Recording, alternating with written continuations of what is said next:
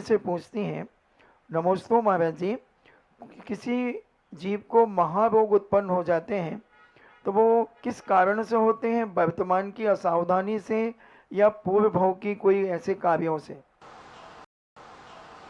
उसमें कर्म का उदय होता है। कभी उसने किसी रोगी की मजाक उड़ाई होगी, कभी व्यक्ति रोगी को दवाई के लिए तरस रहा होगा और वो ऐसो आराम में लीन होता है। मैं बहुत बार कहा करता हूँ, एक व्यक्ति रोगी है और पैसों के अभाव में वो दवाई नहीं कर पा रहा, और आप उसी समय सामने से निकल रहे हैं, आप घूमने जा रहे हैं, 1 लाख रुपया आपने खर्च करने का मन बनाया कि चलो घूमने जाते हैं किसी होटल में, किसी हिल स्टेशन पर XYZ, और आपको सामने मिल गया एक रोगी। आपको मालूम चल गया कि एक रोगी है, वो 1 लाख रुपए में, वो अकेला बेटा है माँ का, उसकी पत्नी है, उसके बच्चे। मोटिवेशन 1 लाख रुपए में एक माँ निपुती होने से बच सकती है, एक स्त्री विधवा होने से बच सकती है, 1 लाख रुपए में बच्चे अनाथ होने से बच सकते, और तुम इस 1 लाख की मालूम होते हुए उपेक्षा के साथ मरना तो मरते रहते हैं। तुम 1 लाख रुपए में वहां क्या पाके आओगे? हिल स्टेशन पे चले भी गए, क्या मिला? कुछ नहीं। 2-3 दिन मौज मस्ती करके आ जाओगे, खाओगे पियोगे, हाँ 1 लाख रुपया मिटा दिया। अब ऐसे समय पर ऐसे कर्म का बंध हो जाता है, प्रकृति कहती तुझे क्या मिलने वाला है? हाँ ये बात है कि वे 1 लाख रुपए से तेरी जिंदगी बसती हो, तेरी माँ बसती हो, तेरा बेटा बसता हो, पर तो बात अलग थी। दोनों में से एक को चयन करना हो तो ठीक है, मोह के कारण तुम यहाँ तो तुम्हें कुछ भी नहीं मिलना, मार ऐसो आराम करने जा रहे हो, अय्यासी करने, जुआ खेलने जा रहे हो, शराब पीने जा रहे हो, बहुत सारे कार्य हो सकते हैं जिनसे जिंदगी में फायदा नहीं है, नुकसान ही है। और उधर 1 लाख रुपए में कितना फायदा था। अब ऐसे व्यक्ति की तुमने उपेक्षा कर दी। अब कर्म कहता है, रे दुष्ट तुझे ऐसा बीमार होगा जिसका इलाज भी दुनिया में नहीं मिलेगा। ये हैं लाइलाज बीमारियां। बहुत सारे लोग आते बोले महाराज जी क्या करें, दवाई काम नहीं कर रही, जांच में ही नहीं आ रही है, डॉक्टरों का दिमाग काम नहीं कर रहा है, और बीमारी है, तकलीफ है, सारी दुनिया घूम रही, कोई इलाज ही नहीं। ऐसे ऐसे कर्म बंद होते हैं उस समय।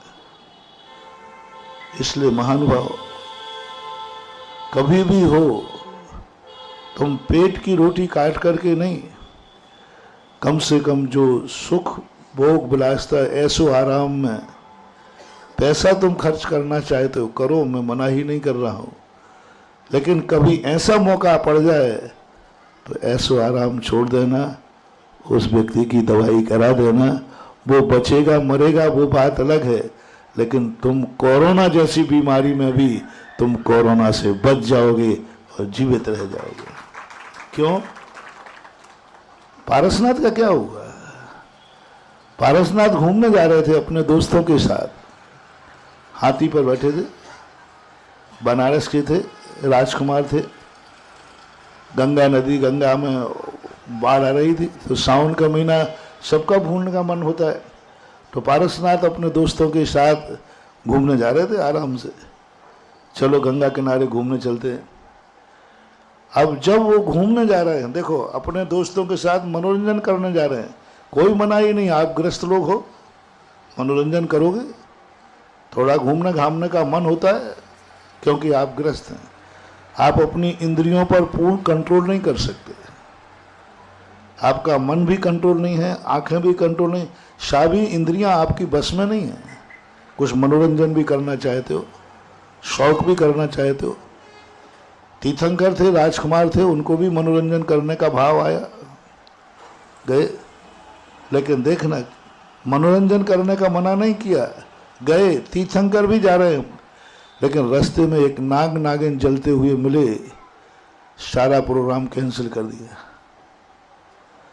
सारा प्रोग्राम कैंसिल कर दिया। दोस्तों के साथ जाना, इतनी बड़े तीर्थंकर स्वयं हाथी से कूद पड़े, किसको बचाने के लिए? एक नाग नागिन को बचाने के लिए। अब बोलो क्या क्या छोड़ दिया? घूमने का प्रोग्राम, दोस्तों के साथ मनोरंजन, मान मर्यादा। इतने बड़े व्यक्ति थे, तीर्थंकर थे, और कहा नाग नागिन। जिनको दुनिया देखकर मारने का भाव करती है, उनको पार्श कुमार ने बचाने का भाव किया। देखो तो सही क्या परिणति, बचाने का भाव किया। सब प्रोग्राम कैंसिल। चाहते तो नौकरों से भी कह सकते थे, उनके यहाँ नौकरों की कोई कमी तो थी नहीं, स्वयं प्रोग्राम तो कैंसिल नहीं करते। लेकिन नहीं, किसी दूसरों का दुख नौकरों से नहीं कराया जाता, अपने हाथ से किया जाता है। स्वयं तीर्थंकर पहुंच गए। नाग नागिन ने यही तो कहा। पूर्व भाव में जब वो भगवान पर संकट आया तो धरणेन पद्मावती क्या कहते हैं? अरे आज उन प्रभु पर संकट आया है जिन्होंने हमें किन अवस्था में बचाया, अपना घूमना छोड़ दिया, मनोरंजन छोड़ दिया, सब कुछ छोड़ दिया, और मुझ जैसे तुच्छ प्राणी को बचाया। जिसको देखकर दुनिया मारने का भाव करती है, उसको देखकर पारसनाथ ने बचाने का भाव किया। अब ये देखो उपकार, कहाँ का उपकार। पर धरणेन पद्मावती उनको उसी कारण से बचाने आए। मानभाव मोटिवेशन आपको दे रहा हूँ। कभी आप अपना सुख छोड़कर किसी का दुख दूर करने के लिए उतर पड़ना, आपको ऐसा कर्म का बंध होगा कि दुख आपको आएगा ही नहीं। सुख छोड़कर,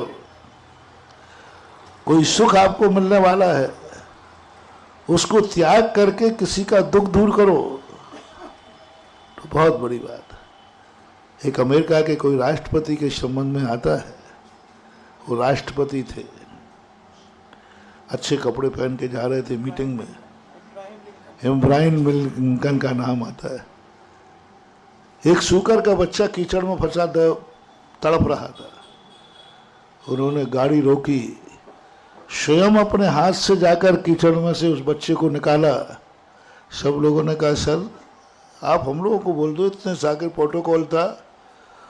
उन्होंने कहा नहीं, धर्म और कर्म दूसरे के हाथ से नहीं कराया जाता।